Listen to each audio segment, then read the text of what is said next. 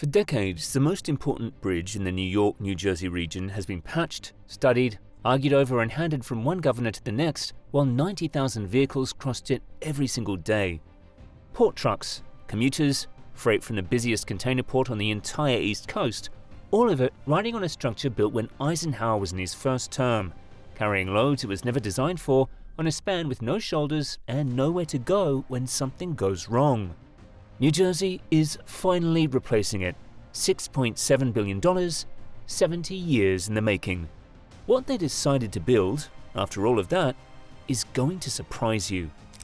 If you've ever sat in traffic on the New Jersey Turnpike watching 5 lanes compressed to 2 just before you cross the water toward Jersey City, that bridge is what this video is about. Most people call it the Newark Bay Bridge. Officially, it's the Vincent R. Cassiano Memorial Bridge. Locals just call it the Turnpike Bridge. It sits on the New Jersey Turnpike's 8.1-mile Hudson County extension, the stretch of I-78 connecting Newark to Jersey City and the Holland Tunnel. The corridor runs through 29 bridges and viaducts. The Newark Bay Bridge is the centerpiece, 1,270 feet across the water, with 135 feet of clearance below to keep cargo ships moving in and out of Port Newark Elizabeth around the clock. Port Newark Elizabeth is the busiest container port on the entire East Coast. In 2025, the port complex moved 8.9 million TEUs, nearly 5 million physical containers of electronics, auto parts, retail goods, and pharmaceuticals. A lot of those trucks go right over this bridge. Shut it down for any significant stretch, and the supply chain disruption spreads well beyond state lines within days. But freight is only part of the story. Nearly 80% of the extension's eastbound traffic isn't heading to the port or through the Holland Tunnel. It's heading into Jersey City, Bayonne, and the rest of Hudson County, the densest county in New Jersey and one of the fastest-growing urban corridors on the East Coast.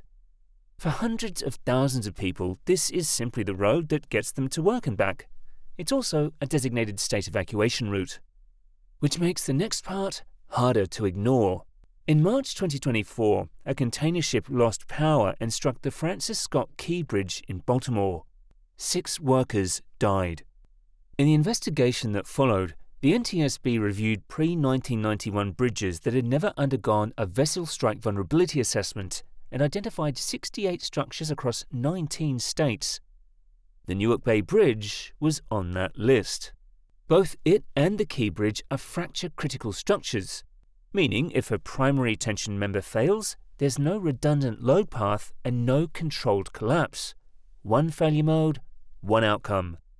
The NTSB flagged Newark Bay for the same reason as the Key Bridge, an unprotected pier on an active shipping channel never assessed for what happens when a ship loses power in the wrong place. After that, any argument for continuing to delay became very hard to make publicly. When the bridge opened on April 4, 1956, Governor Robert Maynor called it a triumph of modern engineering. New Jersey finally had a direct highway link from its industrial core to Jersey City toward the Holland Tunnel and Manhattan. It cost about $40 million to build. 70 years later, the gap between what this bridge was designed for and what it handles every morning is hard to look past. The load standards written in 1956 were built around the trucks and cars of that era. The port trucks running over it today are heavier, traffic volumes are significantly higher, and electric vehicles add stresses to aging substructures that engineers in 1954 had no reason to consider. The deck surface alone had to be fully replaced in 2013 after severe deterioration. When engineers removed it, they found the underlying steel was flexing under live load in ways that went beyond the original design assumptions. The structure, working harder than it was built for, showing up in the engineering record as significant deflection every time a heavy truck crossed. Then there is the geometry problem every regular commuter knows personally. After the Interchange 14 toll plaza heading eastbound, 5 lanes compressed to 2 the moment the bridge starts. No shoulders anywhere on the span. When a semi has a problem out there, and it does regularly, the backup has nowhere to go but miles in every direction. Between 2019 and 2024, not a single month on the Turnpike extension passed without a lane or shoulder closure for maintenance. In 2017, a structural issue serious enough to require traffic restrictions was discovered.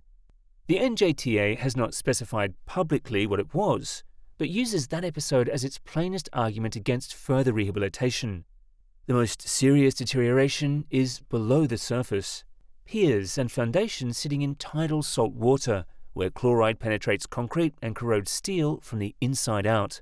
By the time that damage is visible from above, it's already been progressing for years below.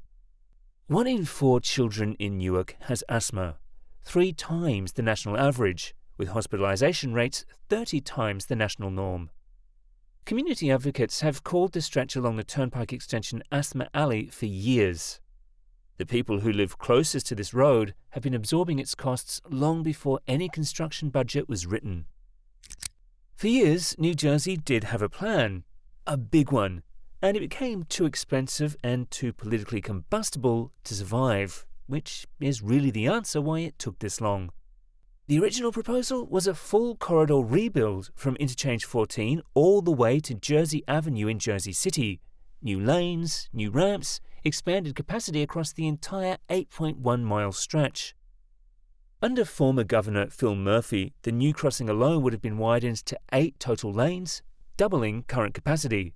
The price tag hit $10.7 billion. That focused people's attention quickly. Jersey City Mayor James Solomon made the point that stuck.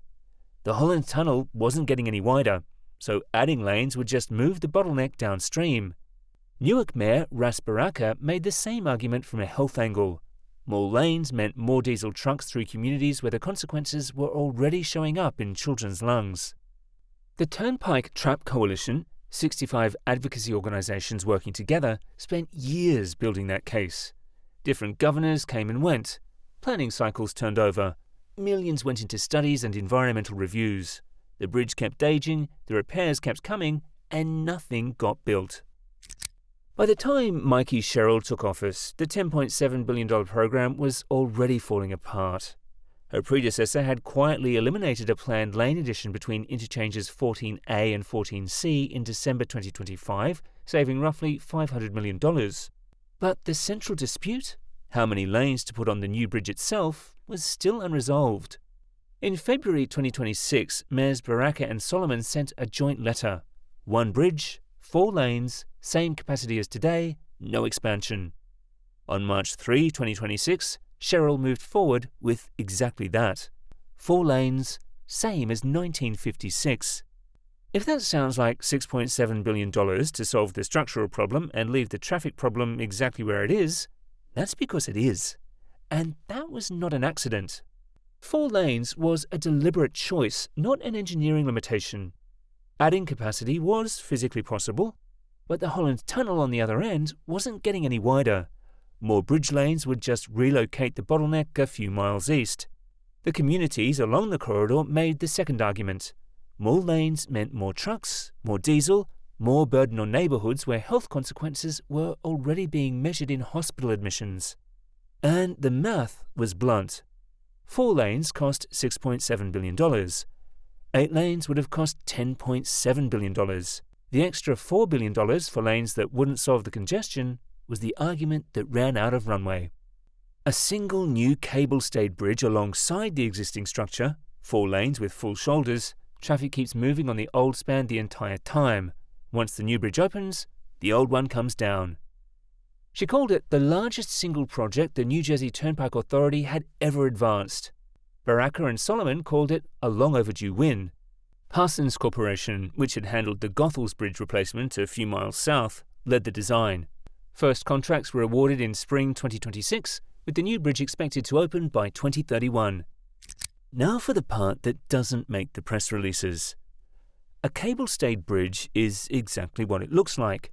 2 towers rising above the deck with cables fanning outward and downward, attaching directly to the roadway. Unlike a suspension bridge, where load travels through main cables to massive anchor blocks at each end, a cable-stayed design is self-contained. Every load path runs from tower to deck. Faster to build incrementally, easier to stage in a tight work zone, and critically, no enormous anchorage foundations required at either end of the span. For Newark Bay, cable-stayed wasn't chosen for aesthetics. It was chosen because nothing else solves all 3 constraints at the same time. Constraint 1 is above the water. Newark Liberty International Airport sits directly adjacent to the construction site. The FAA governs exactly how high any structure can rise within active runway approach corridors. Parsons had already run this exact playbook a few miles to the south. The Goethals Bridge replacement, cable-stayed, built alongside the original span, opened in 2017 without significant disruption to traffic. The difference there? The Goethals went from 4 narrow lanes to 6. Here, the FAA restrictions and community opposition closed off that option. When Parsons designed the Goethals, the FAA capped tower height at 272 feet to clear the flight path. The Newark base site sits even closer to the runway approaches. That ceiling applies here too. The Newark base site sits even closer to the runway approaches. That height ceiling is load-bearing in the engineering sense. It dictates tower height, which determines the angle of every cable coming off them. Shallower cable angles carry less vertical force per unit of tension. You compensate with more cables, stronger cables, or both. The visual result won't be the soaring silhouette of a Zakim bridge. This bridge is defined literally by what it cannot be. Constraint 2 is in the water. Newark Bay's shipping channel is dredged to 50 feet, deep enough for the post-Panamax container ships calling on the port. Tidal currents run through it twice daily, and those ships keep moving around the clock. The trestle platforms now going into Newark Bay are enabling infrastructure. Steel work platforms driven from each shoreline reaching the tower foundation sites without closing the channel. Once in place, cofferdams go down, watertight enclosures pump dry so workers can pour concrete at the bay floor while ships pass underneath. Constraint 3 is the one that makes it look impossible. The bridge it's replacing cannot close. Not for a weekend, not for a night. Every crane position, every deck segment, every cable tensioned, all of it happens while traffic moves on the adjacent structure, ships move below, and planes land overhead. The airport owns the airspace, the port owns the water, the highway owns every lane. The construction team gets what's left. That is what $6.7 billion buys in a place like this. To make that number concrete, the original Newark Bay Bridge cost $40 million to build in 1956, roughly $450 million in today's dollars. The replacement costs nearly 15 times as much. Not because the engineering is inefficient, but because building a cable-stayed span over an active 50-foot shipping channel under FAA-restricted airspace without halting traffic for a single day is a genuinely different category of project from anything that existed in 1956. Every dollar comes from turnpike toll revenue, no state or federal tax funding. Drivers who already pay to use this road are funding its replacement. And what that means for future toll rates is a question that runs the entire length of this program. About 19,000 jobs are projected across the program. The new bridge carries a 150-year design life, more than double what the original arch managed. The communities that pushed hardest against expansion got the outcome they fought for. Both mayors called it a meaningful win. And that matters in places that spent decades fighting for a say in what gets built through their neighborhoods. The underlying traffic problem is still sitting there.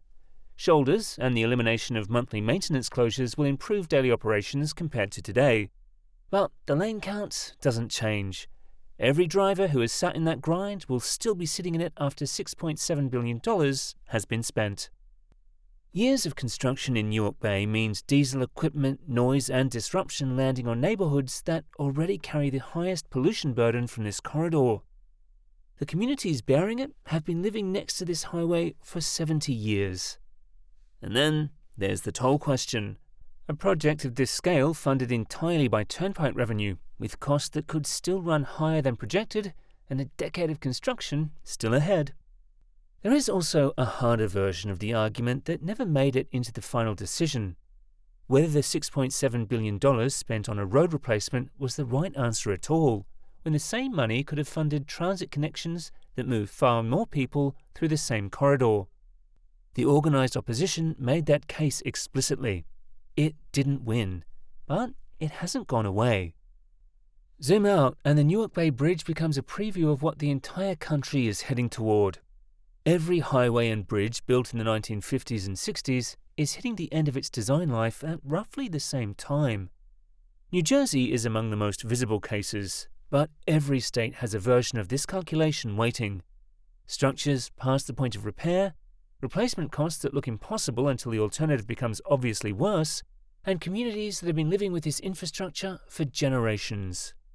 New Jersey got here through a collapse in Baltimore, a $10.7 billion plan nobody could execute, and a scaled-back compromise.